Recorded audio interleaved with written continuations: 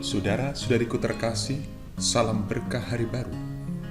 Kita berjumpa dalam program Katekese Online Paroki Belinyu melalui Renungan Harian. Selamat mengikuti.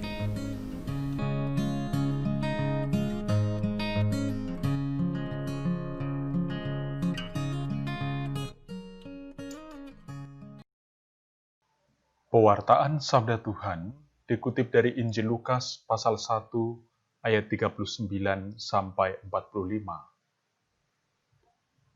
Beberapa waktu kemudian, berangkatlah Maria dan langsung berjalan ke pegunungan menuju sebuah kota di Yehuda.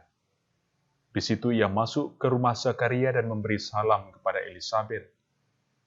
Dan ketika Elisabet mendengar salam Maria, melonjaklah anak yang di dalam rahimnya, dan Elisabet pun penuh dengan Roh Kudus. Lalu berseru dengan suara nyaring, "Diberkatilah engkau di antara semua perempuan, dan diberkatilah buah rahimmu. Siapakah aku ini, sampai ibu Tuhanku datang mengunjungi aku? Sebab sesungguhnya, ketika salammu sampai kepada telingaku, anak yang di dalam rahimku melonjak kegirangan. Dan berbahagialah ia yang telah percaya, sebab apa yang dikatakan kepadanya dari Tuhan akan terlaksana." Demikianlah sabda Tuhan.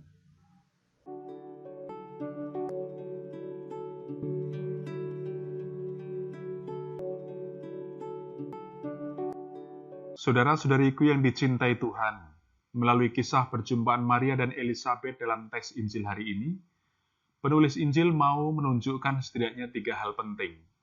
Pertama, pewartaan Yesus sebagai Mesias di depan umum. Ini dilakukan dengan memakai mulut Elisabet yang menyebut Maria sebagai ibu Tuhanku. Ini sekaligus menjadi ajakan kepada jemaat pembaca dan pendengar Injil untuk menyebut dan mengakui Yesus sebagai Mesias. Kedua, Maria disebut sebagai yang terberkati bukan karena kebaikan dari dirinya, tetapi dikarenakan anak yang dikandungnya, yaitu Yesus yang terberkati. Dan ketiga, maksud sebutan di ayat 45, yaitu berbahagialah ia yang percaya. Sebutan ini dimaksudkan oleh penulis Injil tidak hanya tertuju secara eksklusif kepada Maria, melainkan kepada semua jemaat pembaca dan pendengar Injil yang percaya pada kebenaran firman Allah. Jadi, Maria adalah figur atau model atau teladan bagi orang yang percaya. Sikap percaya kepada firman Allah dan kesediaan melakukannya mendatangkan anugerah kebahagiaan bagi semua orang beriman. Saudara-saudariku, tentu kita semua merindukan bisa masuk surga abadi. Karena itu kita berjuang, berbuat amal kebaikan, amal kebajikan sebagai bekal masuk surga. Ya, walaupun sebenarnya pemikiran itu perlu dikoreksi ya. Karena tidak betul-betul amat gitu kan. Namun demikian, kalau sekarang Tuhan berkata kepada kita, "Ayo masuk surga bersamaku." Sekarang, apakah kita akan segera bergegas dan buru-buru mengiyakan? Belum tentu kan? Karena masuk surga berarti harus meninggalkan dunia ini dengan segala kesenangannya. Nah, disinilah masalahnya itu. Mungkin ada yang merasa masih mau urus keluarga, mau urus anak-anak, pasangan tercinta, atau bisnis yang baru berkembang. Bahkan ada yang beralasan, "Wah, saya belum kawin, jadi ya nantilah masuk surganya."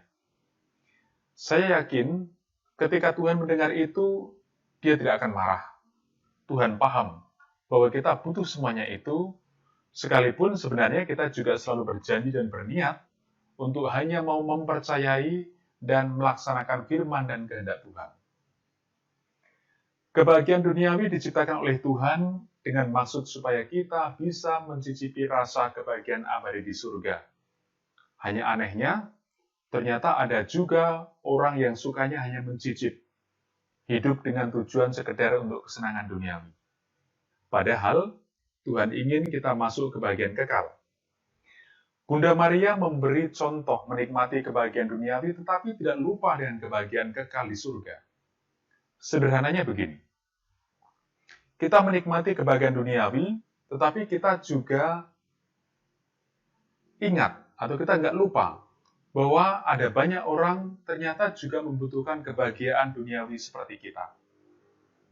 Jadi, kalau Tuhan menitipkan kebahagiaan lebih banyak pada kita daripada orang lain, tugas kita adalah bagaimana menjadi perpanjangan tangan Tuhan untuk bisa membagikan, menyalurkan kebahagiaan duniawi ini kepada sesama. Saudara-saudariku, ya siapa tahu memang Tuhan menitipkan nasib sesama yang susah supaya mendapatkan kebahagiaan duniawi itu dari kita. Oleh karena itu, saudara-saudariku, seperti Bunda Maria yang tidak menyimpan kebahagiaan karena berkah melimpah dari Allah, tetapi ia tetap memikirkan nasib sesama manusia supaya mencapai keselamatan. Karena itu Bunda Maria bersedia mengandung Yesus Kristus, Tuhan, yang akan menebus dosa umat manusia. Dan itu berarti berkorban, mengalami susah, terganggu oleh urusan orang lain. Dan bahkan Bunda Maria mengalami penderitaan dengan melihat Yesus mati di salib. Jadi, percaya kepada kebenaran firman Tuhan dan menjadi orang terberkati, berarti harus berani dipakai Tuhan untuk menjadi saluran berkah keselamatan bagi sesama dan orang-orang yang kita cintai. Apakah kita bersedia untuk itu? Saudara-saudariku, semoga kehidupan Anda, keluarga, dan pekerjaan Anda hari ini diberkati oleh rahmat Allah. Demi nama Bapa dan Putra dan Roh Kudus. Amin.